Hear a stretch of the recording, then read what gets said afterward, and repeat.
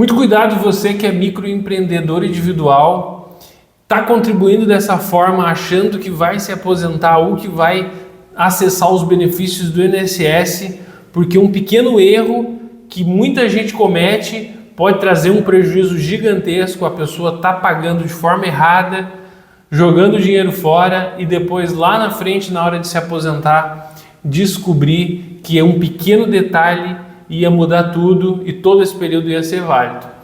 Meu nome é Elvis Toneto, sou advogado e vou te dar umas dicas, você que é microempreendedor individual nesse vídeo, que vai te salvar. Então já deixa aqui a tua curtida, o teu like, segue o nosso canal para continuar recebendo esses conteúdos que são rápidos e podem fazer toda a diferença na sua vida. Então vamos lá. Eu vejo muitas pessoas contribuindo para o INSS como microempreendedor individual.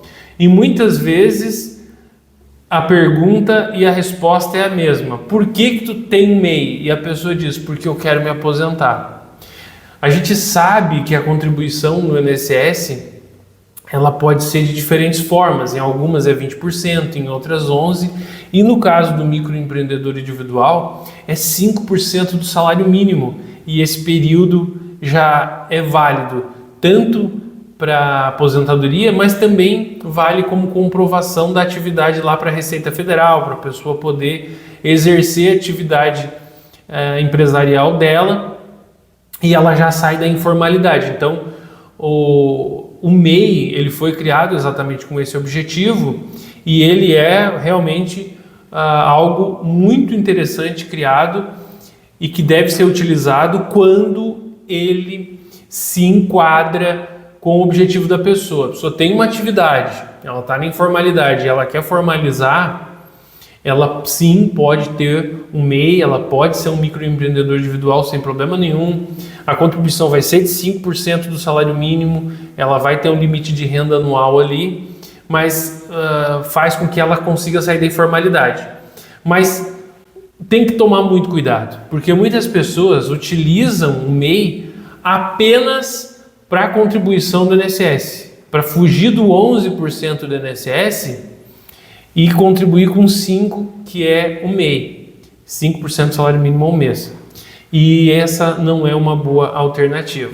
Primeiro porque se a pessoa não tem uma atividade, para que ela possa ter o MEI, o INSS pode considerar isso uma fraude. Então, na hora que tu precisar, eu preciso do auxílio doença, auxílio por incapacidade temporária, ou eu vou me aposentar, e lá no INSS vai aparecer todas aquelas contribuições como MEI, em muitos casos o INSS pode querer comprovação da atividade. Então, quando eu faço MEI, eu tenho que indicar uma atividade, e o INSS pode querer saber se a pessoa realmente exerceu essa atividade durante a vida. Foi 1 ano, 2, 5, 10, 20 anos de microempreendedor individual.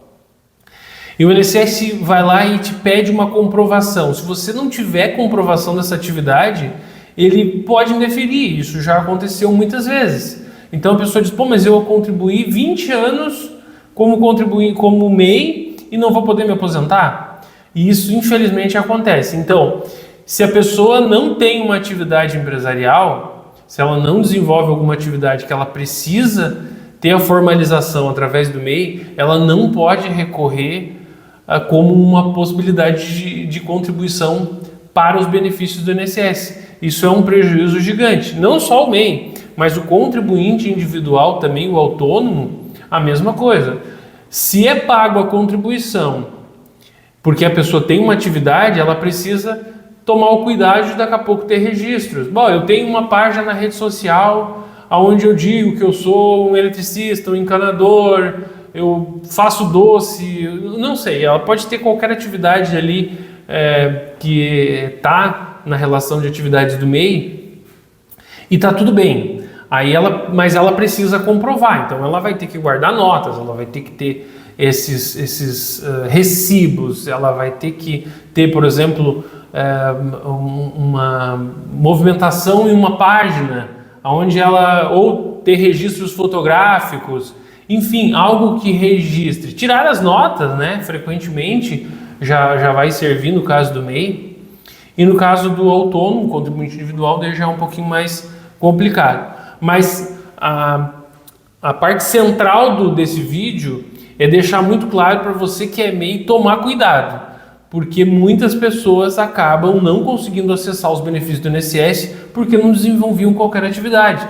Para isso, o INSS tem outras modalidades de contribuição que podem fazer a pessoa acessar um benefício. Por exemplo, o MEI é 5%, a contribuição. Existem outras possibilidades que a pessoa pode pagar 5% também, né? Não é só com o MEI. Ou, se a pessoa já tem o tempo necessário para se aposentar, ela pode pagar, se ela não tem nenhuma atividade, ela é uma dona de casa, por exemplo, e contribui como MEI, se ela não tiver essa atividade comprovada, ela vai ter dificuldade na hora de se aposentar. E é o que é muito pior, porque a pessoa vai ficar triste porque ela contribuiu mensalmente durante anos e depois não tendo benefício, é motivo de indignação. Mas realmente acontece com as pessoas, então tome cuidado. E não só isso, quem é MEI paga a guia até o dia 20 de cada mês. Então, se a pessoa vem a pagar essa guia fora do prazo, eu acabei atrasando, me apertei, tive dificuldade financeira e paguei em atraso. Isso pode levar a pessoa a ter todos esses meses que ela pagou em atraso simplesmente descartado para o INSS. Então a gente já pegou aqui no escritório casos em que pessoas contribuíram anos em atraso, pagavam um mês, 2, 3, 5 dias em atraso, ou pagavam vários meses juntos, depois todos eles em atraso. E como eu falei no início do vídeo, a contribuição através do MEI, ela tem 2 objetivos.